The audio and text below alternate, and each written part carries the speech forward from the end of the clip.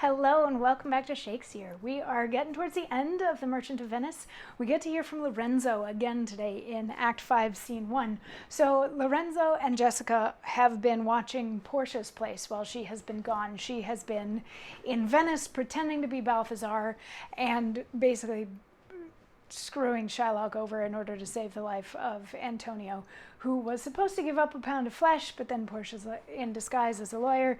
It's like, but you can take a pound of flesh, but you can't take any blood, which basically defeats Shylock.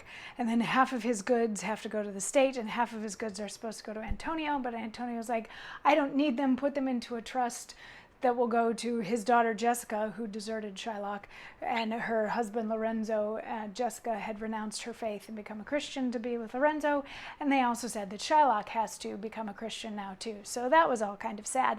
But while she was there, Portia asked for Bassanio's ring, which is a ring that she had given Bassanio, but now she's just kind of messing with him because he wanted to be able to pay her for her legal services / pay him for his legal services because he thought she was Balthazar. And she's like, the only thing I'll take is that ring, which Act 4, Scene 2, we had Graziano running after Portia and Nerissa and being like, here's the ring. And Nerissa's like, I'm going to see if I can get my husband's ring too, because she's dressed like Leclerc. Neither of the husbands recognize their wives, so now they're just messing with them to see what can happen. So at the beginning of 5-1, which is where we started yesterday, we were visiting with Lorenzo and Jessica, who are just kind of having a lovely evening together, and then they get word that Portia is coming back tonight, and then Bassanio is supposed to arrive in the morning. So they're like, hey, let's have some music outside. We don't have to be inside to have the music. Let's have some music outside, and isn't this a gorgeous night, and that sort of thing. And Jessica says, I am never merry when I hear sweet music. And Lorenzo replies, the reason is, your spirits are attentive. For do but note a wild and wanton herd, or race of youthful and unhandled colts, fetching mad bounds, bellowing and neighing loud, which is the hot condition of their blood.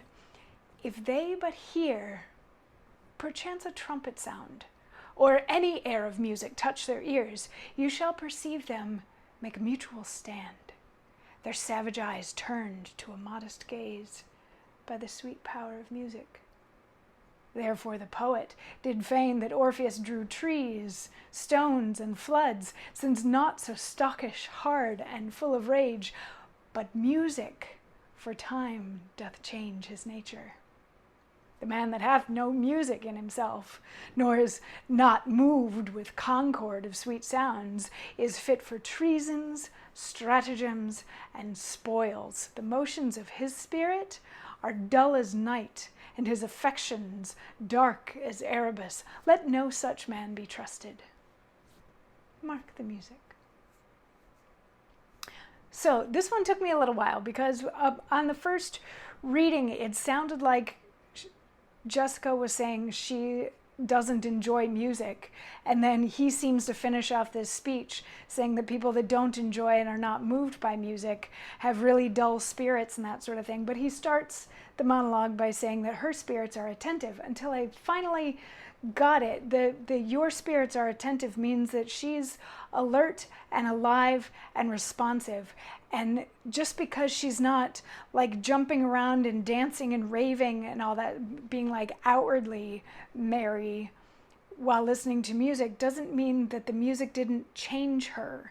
The way that a bunch of horses out galloping in the wild, if they hear some music or they hear a trumpet, they're all going to stop and turn and look and try to figure out what the music is. He's saying the horses have attentive spirits that are open to be moved, and therefore Jessica also has an open spirit that is ready to be moved by the music. But the way that the music moves her is to bring her to stillness, if that makes any sense. That's the way that I was able to make sense out of this particular monologue. So they sit back and they're just going to listen to the music for a minute, but then Portia and Nerissa arrive and they're like, are her husbands here yet? And they're like, no, they're not. And Portia sends Nerissa inside to make sure that nobody who has been in the house acknowledges the fact that Portia and Nerissa have been gone for a while.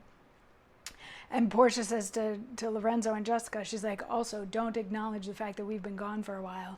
And they're like, of course we won't. And then there's more trumpet sounds heard because Bassanio is coming home. And when Bassanio enters, well, we'll get into that tomorrow, because this is a good place to just stop for today. Is we're done pontificating upon the beauty of music and what it can do to an attentive soul.